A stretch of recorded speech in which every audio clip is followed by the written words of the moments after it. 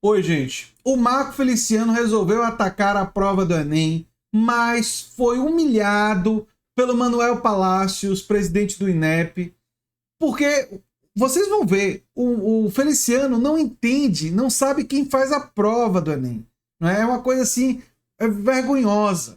E a parte mais deliciosa que eu vou mostrar para vocês foi a resposta que o Glauber Braga, deputado federal do PSOL, fez em relação a ele, né? Porque realmente esse pessoal quer negar a realidade. E só com a ideologia deles na prova é que eles iriam aceitar. Eles querem realmente que cloroquina seja a resposta para a prova de Covid, né? Essas e outras pancadas do Glauber Braga vocês vão ver aqui. Vamos assistir e reagir. Primeiramente, quero agradecer o pessoal que cuida do Enem. Eu já fui questão do Enem, acho que em 2 ou 3 anos, meu nome apareceu lá e sempre com tom pejorativo. Em 2014, o Enem falou sobre anti-americanismo. Em 2015, tinha questões sobre ninguém nasce mulher, torna-se mulher. Em 2016, falava sobre escola sem partido. Em 2017, que a luta de classe é estimulada pelo livre mercado. Que em 2018, dialeto secreto utilizado por gays, travestis. Em 2023, a questão 70, sobre a cultura da soja. Questão 71, sempre atacam, né, os mais abastados, falam sobre inveja. Questão 89, atacam o agro e a propriedade privada. Se isso aqui não é um pensamento de comunistas, eu não sei o que é. As pessoas não sabem o que é a riqueza do nosso país de verdade. Eu não sou contra nenhum tipo de pergunta. Eu acho que o que move o mundo são as perguntas. O que incomoda a gente é ter perguntas somente com viés. O viés esquerdista, o viés progressista. Aí estão debochando. Peraí, Marco Feliciano. Se a pergunta foi... que eu não posso acreditar inteiramente em você, nem um pouco, né? Mas se a pergunta foi... indicava que o livre mercado estimula a luta de classes, vou ser sincero com você, a pergunta foi muito da light. Porque a verdade é muito mais terrível do que a pergunta indica, segundo você mesmo.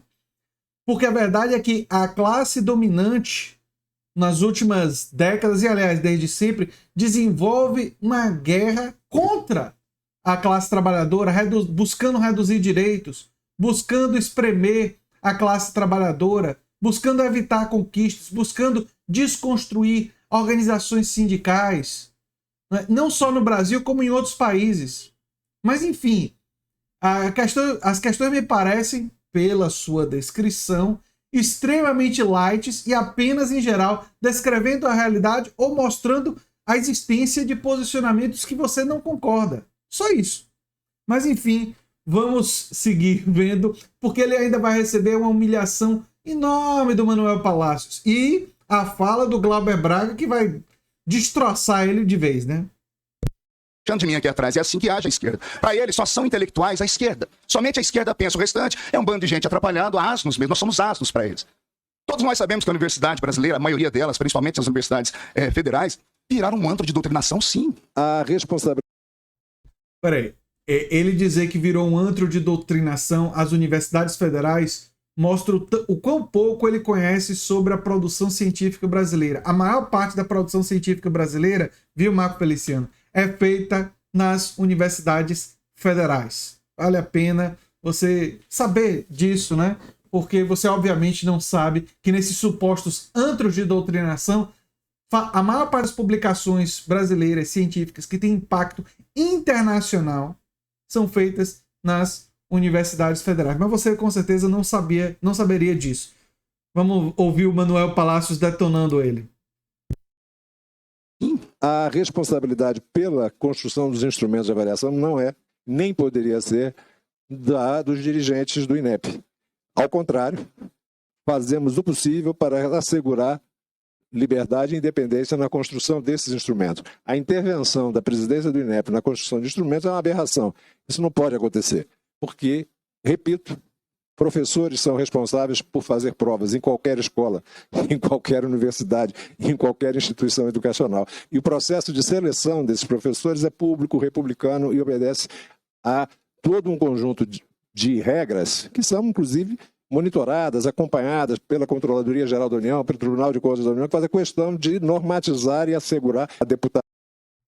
Entendeu, Marco Feliciano? Não é o INEP. E esses professores foram selecionados por concurso público. E tudo isso é regulado, mas enfim, é difícil. É difícil, é difícil. E aí vocês vão ver o resto da resposta do Manuel Palacios e a resposta que o Glauber Braga deu a esse monte de asneira do Marco Feliciano. Vamos lá. Há pouco fez uma menção ao fato de que esse é um teste de ciências humanas. Ciências humanas, como é natural, lidam com problemas. Analisam problemas da sociedade, analisam problemas que afligem, né, a sociedade. Então, tendem a ser um pouco mais provocadores do que outros temas. Sobre o tempo que a gente perde com a bancada reacionária, é uma enormidade. Não adianta, presidente, eles vão querer dobrar o senhor de forma violenta. Não adianta o senhor dizer que não tem responsabilidade direta na formulação da prova. Se tiver uma prova ou uma questão que discorra sobre um texto da Organização Mundial de Saúde falando sobre elementos eficazes para o enfrentamento da Covid-19, eles vão querer o quadradinho ali, o espacinho para marcar com cloroquina. E se não tiver, eles vão achar ruim. Se tiver uma discussão filosófica e científica de demonstração com um texto de que a Terra é redonda, não adianta. Eles vão querer o espacinho para poder ter a marcação da opção de terra plana. É uma característica dessa turma da bancada reacionária. Se tiver uma questão que discuta a realidade brasileira e o que foi o golpe de 64, eles não vão aceitar. Eles vão fazer questão, independentemente de quem seja o texto, de tentar dobrar o INEP para a determinação de que não houve um golpe em 64 no Brasil. Glauber, eu fico me imaginando, eu sou professor de história, você falando do golpe, né? Tem um trecho de um texto de René Dreyfus, da Conquista do Estado, que é um texto clássico, que mostra que o que aconteceu no Brasil foi um golpe civil-militar, porque foram frações da classe dominante com uma fração dos militares que realizaram o golpe. Não foi uma revolução, diferentemente do que diziam os militares, porque não teve participação do povo, da população diretamente na tomada do poder. Esse é o conceito em ciências humanas de revolução. Por isso que quem diz que foi revolução está conceitualmente errado, né? Eu falo aqui como professor de história. E os bolsonaristas vão querer introduzir uma visão equivocada, que é muito comum nos textos das escolas militares, né? Vão querer introduzir isso na prova de história, né? Assim como vão querer introduzir outras aberrações que você citou aí nas provas, né? E se vocês perceberem, é uma negação da realidade, é uma negação do conhecimento. Eles se aborrecem com o Enem porque o Enem está refletindo a realidade. Eu vou até aprofundar isso mais à frente. E o que eles querem fazer com a questão 89 é a mesma coisa. Independentemente da formulação do texto, eles querem que tenha lá um espaço de resposta que diga que o agro é pop e o latifúndio é maravilhoso. Se não tiver isso, eles também não ficarão satisfeitos. Infelizmente, essa é uma realidade da política brasileira com a qual a gente tem que lidar. Mas é fato que nós não podemos nos dobrar às ações violentas deles e nem às tentativas de intimidação. Então, a minha solidariedade ao senhor nesse momento em relação aos ataques vis que a gente teve que presenciar hoje nessa comissão de educação. Mas que a gente não se dobre àquela que é a posição dos reacionários de plantão que querem fazer com que as suas teses prevaleçam com violência. Inclusive querendo que suas teses, não é apenas suas teses, né? Querem negar a realidade, querem negar o conhecimento científico, querem negar os avanços da ciência, né? Eu fico pensando assim, eu formularia uma questão mostrando e perguntando, né, sobre a natureza do que aconteceu em 1964, com um trecho de René Dreyfus. E a resposta certa, obviamente, seria: o que aconteceu foi um golpe civil-militar com participação da classe dominante, de setores da classe dominante, com o alto comando militar que tomou o poder, né, e derrubou João Goulart.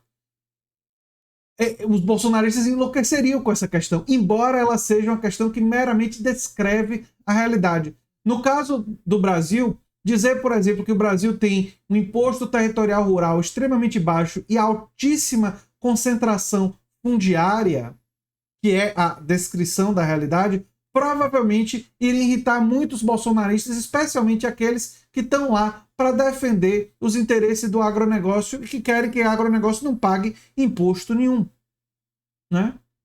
E que provavelmente comemoram que o imposto sobre propriedades nas cidades é altíssimo, enquanto o imposto territorial rural é baixíssimo. E o imposto sobre propriedade nas cidades machuca quem? Machuca a classe trabalhadora, né? Machuca fundamentalmente a classe trabalhadora e a classe média.